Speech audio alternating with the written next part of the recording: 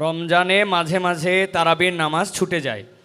যদি আমার তারাবির নামাজ ছুটে যায়, এতে কি আমার রোজা আদায় হবে বা রোজার পূর্ণতাতে কোনো সমস্যা হবে কিনা? ভাইরা আমার, রমজান মাসে তারাবির নামাজ না পড়লে আমরা অনেকে মনে করি যে তার রোজাতে বোধহয় অসুবিধা হবে। এটা সম্পূর্ণ ভুল ধারণা। তারাবি একটা ইবাদত, রমজানের রোজাটা আরেকটা ইবাদত। যেহেতু তারাবি না পড়লেও রমজানের রোজা হয়ে যায়, তাহলে তারাবি পড়ার কি আর দরকার আছে? কেন? রোজা তো হয়ে যাবে। আলাদা ইবাদত। রোজা রাখা একটা ইবাদত, তারাবি পড়াটা আরেকটা ইবাদত। নবী করিম সাল্লাল্লাহু আলাইহি ওয়াসাল্লাম একই হাদিসে দুটি কথা বলেছেন, মান কামা রমাদানা ঈমানান ওয়া ইহতিসাবান গুফিরা লাহু মা তাকাদ্দামা মিন যামবি। একই হাদিসে বলেছেন, মান সামা রমাদানা ঈমানান ওয়া ইহতিসাবান গুফিরা লাহু মা তাকাদ্দামা মিন যামবি।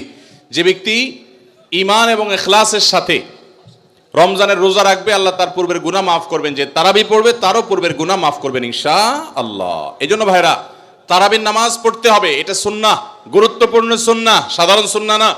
নবী সাল্লাল্লাহু আলাইহি সাল্লাম ছাড়েন নাই, সাহাবীরা ছাড়েন নাই। কোনো ওযর ছাড়া তারাবি ছাড়া যাবে না। জামাত ছুটে গেলে একা একা হইলেও পড়বেন, কিন্তু কোনো কারণে পড়তেই পারলেন না, সফরে আছেন, ট্রাভেলে আছেন, বাসে ছিলেন, ট্রেনে ছিলেন, নাইটে সফর করেছেন, তারাবি পড়তেই পারেন নাই, ইনশাআল্লাহ আপনার রোজা হয়ে যাবে। তাই বলে তারাবিকে অনেকে অবহেলা করেন আজকাল, যেটা তো সুন্নাত, না পড়লেই কি। এই অবহেলাটা আরেকটা দোষের। তাহলে আমাদের মধ্যে দুইটাই সীমালঙ্ঘন। কেউ মনে করেন তারাবি না পড়লে রোজাই হবে না, এটা হলো বাড়াবাড়ি। আবার অনেকে মনে করে তারাবি না পড়লেই বা কি, এটা হলো ছাড়াছাড়ি। এই বাড়াবাড়ি এবং ছাড়াছাড়ির মধ্যে আমাদের থাকতে হবে। আল্লাহ আমাদের তৌফিক দান করুন। সাহারি ও ইফতারের কোনো দোয়া আছে কি? এটি কি বাংলায় পড়া যাবে? ইফতারের আমরা দোয়ার কথা জানি ভাই। ইফতারের একটা কমন দোয়ার কথা আমরা জানি, আরেকটা দোয়া আছে আনকমন, যেটা আমরা জানি না। দুইটা দোয়া আমি বলছি। এক নম্বর হলো ইফতারের দোয়া, যেটা কমন আমরা জানি, সেটা হলো আল্লাহুম্মা লাকা সুমতু ওয়া আলা রিজকিকা আফতারতু। এর অর্থ হলো, হে আল্লাহ, আপনার জন্য আমি সিয়াম সাধনা করেছি, রোজা রেখেছি, আর আপনার উদ্দেশ্যেই আমি ইফতার করেছি, অর্থাৎ আপনার নির্দেশের পালনার্থে আমি ইফতার করেছি। এই যে আল্লাহুম্মা লাকা সুমতু ওয়া আলা রিজকিকা আফতারতু, এটা ইফতারের একটা দোয়া। আরেকটা দোয়া হলো যাহাবাজ জামা ওয়াবতাল্লাতিল উরুক ওয়া সাবাতাল আজরু ইনশাআল্লাহ। অনেকে এটা জানেন, মাশাআল্লাহ। যাহাবাজ জামা গেছে, ওয়াবতাল্লাতিল উরুক, আমার শিরা উপশিরাগুলো সব সিক্ত হয়ে গেছে, ওয়া সাবাতাল আজরু ইনশাআল্লাহ, এবং আল্লাহ চাহেন তো এই রোজার বিনিময় আমার জন্য অবধারিত হয়ে গেছে। এই যে দোয়া ইফতারের, এটা কি ইফতারের আগে করবেন, না মাঝখানে করবেন, না শেষে করবেন? কি বলেন, ইফতারের আগে না শেষে? যারা যারা আগের পক্ষে তারা হাত তোলেন,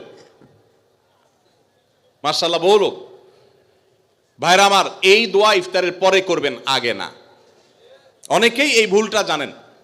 অনেকে মনে করেন যে আগেই করতে হয়, আগে না। ইফতারের দোয়া কখন করবেন? ইফতারের শব্দের অর্থের দিকে খেয়াল করলে তো দেখতে পারেন, পিপাসা দূর হয়ে গেছে, শিরা উপশিরা সিক্ত হয়ে গেছে, এটা কি ইফতারের আগে হয় না পরে হয়? তাহলে আল্লাহুম্মা লাকা সুমতু ওয়া আলা রিজকিকা আফতারতু, আল্লাহ তোমার জন্য রোজা রাখলাম, তোমার রিজিক দিয়ে ইফতার করলাম, এটা কি আগে না পরে? পরে। অতএব এটা ইফতারের পর। তাহলে ইফতারের শুরুতে কি পড়বেন? বিসমিল্লাহ। বিসমিল্লাহ বলে যে কোনো খাবার খান, ইফতারও খাবেন।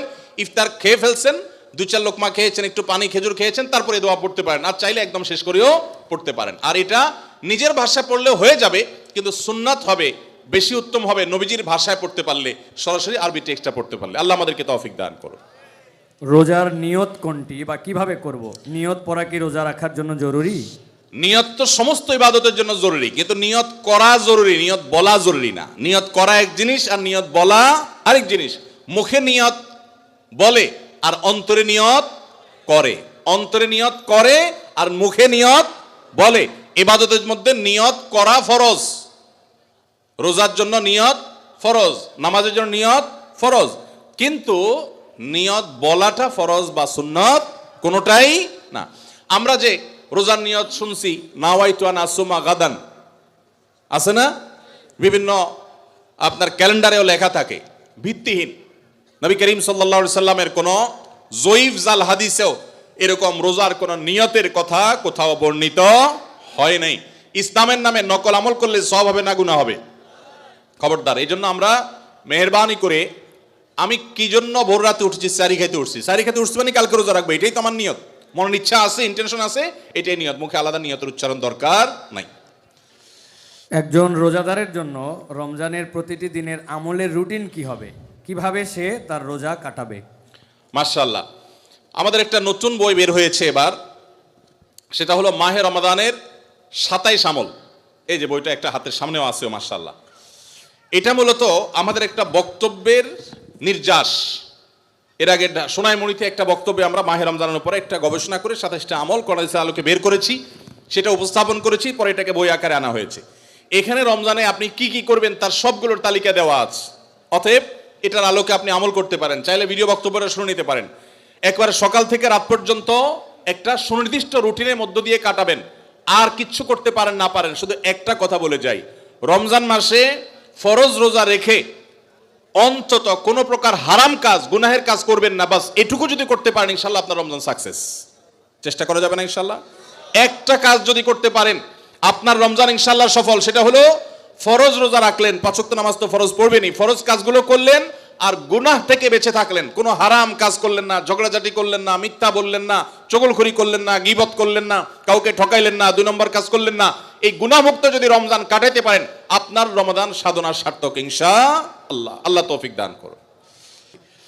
রমাদানে কখন দোয়া করলে দোয়া কবুল হয়? রমাদানে কি দোয়া কবুলের আলাদা কোনো সময় আছে কিনা?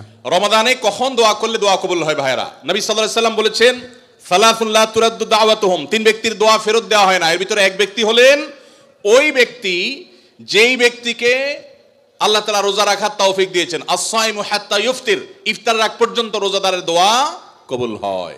কিন্তু স্পেশালি ইফতারের আগের টাইমটা দোয়া কবুল হয়, যে টাইমে আমরা ছোলা মুড়ি মিশানোতে ব্যস্ত থাকি, ওই টাইমটাতে দোয়া কবুল হয়। এই জন্য ছোলা মুড়ি যা মেশানো দরকার আগে আগে মিশায়া সূর্য ডুবার আগে 10-15টা মিনিট মনোযোগ দিয়ে দোয়া করবেন ইনশাআল্লাহ। রমাদানে কিভাবে আল্লাহর কাছ থেকে ক্ষমা পাবো? গুনাহ মাফের সবচেয়ে বড় মাধ্যম কি?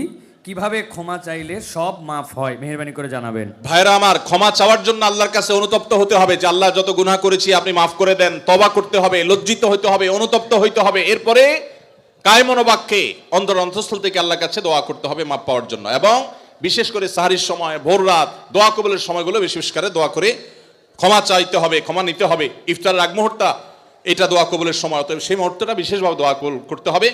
দোয়া কবুলের যে শর্তগুলো আছে, হালাল উপার্জন, কায়মনোবাক্যে দোয়া করা, মনোযোগের সাথে দোয়া করা, চোখের পানি ফেলে দোয়া করা, সেগুলো করলে আশা করা যায় আল্লাহ তাআলা ক্ষমার দোয়াও কবুল করবেন।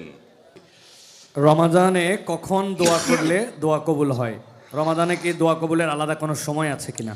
রমাদানে কখন দোয়া করলে দোয়া কবুল হয় ভাইরা? নবী সাল্লাল্লাহু আলাইহি সাল্লাম বলেছেন, সালাতুন লা তুরাদ্দু দাওয়াতুহুম, 3 ব্যক্তির দোয়া ফেরত দেওয়া হয় না। এর ভিতরে এক ব্যক্তি হলেন ওই ব্যক্তি যেই ব্যক্তিকে আল্লাহ তাআলা রোজা রাখার তৌফিক দিয়েছেন। as-সাইমু হাত্তা ইফতির, ইফতার আগ পর্যন্ত রোজাদারের দোয়া কবুল হয়। কিন্তু স্পেশালি ইফতারের আগের টাইমটা দোয়া কবুল হয়, যে টাইমে আমরা ছোলা মুড়ি মিশানোতে ব্যস্ত থাকি, ওই টাইমটাতে দোয়া কবুল হয়। এই জন্য ছোলা মুড়ি যা মেশানো দরকার আগে আগে মিশায়া সূর্য ডুবার আগে 10-15টা মিনিট মনোযোগ দিয়ে দোয়া করবেন ইনশাআল্লাহ। রমাদানে কিভাবে আল্লাহর কাছ থেকে ক্ষমা পাবো? গুনাহ মাফের সবচেয়ে বড় মাধ্যম কি? কিভাবে ক্ষমা চাইলে সব মাফ হয়, মেহেরবানি করে জানাবেন। ভাইরা আমার, ক্ষমা চাওয়ার জন্য আল্লাহর কাছে অনুতপ্ত হতে হবে, যে আল্লাহ যত গুনাহ করেছি আপনি মাফ করে দেন। তওবা করতে হবে, লজ্জিত হইতে হবে, অনুতপ্ত হইতে হবে। এরপরে কায়মনোবাক্যে অন্তঃস্থল থেকে আল্লাহর কাছে দোয়া করতে হবে মাফ পাওয়ার জন্য। এবং বিশেষ করে সাহরির সময়, ভোর রাত, দোয়া কবুলের সময়গুলো বিশেষ করে দোয়া করে ক্ষমা চাইতে হবে, ক্ষমা নিতে হবে। ইফতারের আগ মুহূর্তটা এটা দোয়া কবুলের সময়, অতএব সেই মুহূর্তটা বিশেষভাবে দোয়া কবুল করতে হবে। দোয়া কবুলের যে শর্তগুলো আছে, হালাল উপার্জন, কায়মনোবাক্যে দোয়া করা, মনোযোগের সাথে দোয়া করা, চোখের পানি ফেলে দোয়া করা, সেগুলো করলে আশা করা যায় আল্লাহ তাআলা ক্ষমার দোয়াও কবুল করবেন।